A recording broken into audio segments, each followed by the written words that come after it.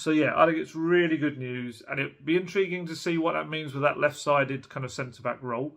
Obviously, Clement Longley is now there, and he plays that. Whether, I think I've hinted at this in previous videos, I wonder now whether that's the left-sided role of the back three sewn up for this season. Longley is a loan for the season without an option to buy. So, as I've said in the past, Bastoni and Gvardiol were their top two targets if they were going to buy someone, and the fact that neither of them are proving easy for anyone to prize away from their clubs right now, Inter and RB Leipzig, I think the Spurs have looked at it and said, well, you know what? We've brought in the cover now for that role in Longley, and now it's between Longley and Davies to kind of fight it out, and obviously there'll be a lot of games, so they'll both get lots of football.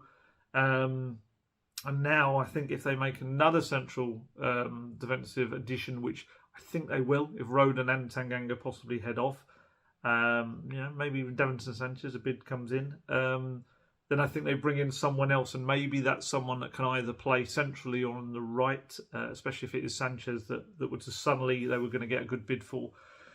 I think, Longley can play left and centre of the back three, so that is that versatility. But yeah, I just kind of feel like that left-sided spot is now tied up. They may completely go in another direction. They may suddenly make a move for someone like Pau Torres if the deal becomes a really good available one. But I just wonder now, especially with that new contract for Davies, Longley there, is that a role perhaps is one they look at again next summer? Because they've got two very experienced players now for that role on the left. So we shall see. Christian Romero, I've had lots of people asking why that hasn't been announced yet.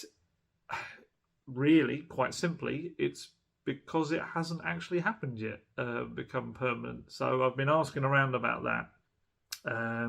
And look, if you remember, when it was announced, it was really complicated or confusing. Spurs announced it as a permanent deal. Atalanta announced it as a loan. So we now know it is a loan.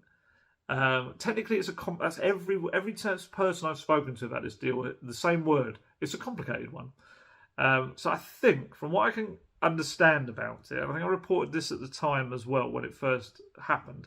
So it initially was a season-long loan with an option, not an obligation at the start. It was an option to begin with to buy him for 42.5 million. However, it was almost pretty much an obligation because apparently the objectives, the criteria that had to be met for it to become permanent was so likely to happen that it was all but an obligation in all but name. So, yeah, I mean, let's be honest. All parties expected it to go through last summer when they did it. I think Romero signed a 5-year deal to go on top of the 1-year loan. It was all sorted. So it was always expected that he was going to be a Tottenham player for the long term.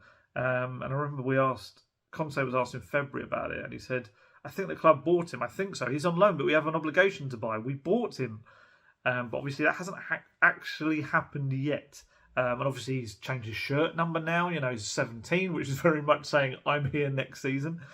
So what I understand about what happens next is that it will turn into a permanent move on a specific date that hasn't actually happened yet. I think it's soon. And when it does, there will be a full announcement from the club to say it has. This next bit is purely me guessing. I wonder, I think he was signed on August the 6th. So I wonder whether it would be exactly a year on, whether it would be a year's loan rather than a season loan. So whether that means on August the 6th or whether it would have to be the next day, August the 7th, I don't know.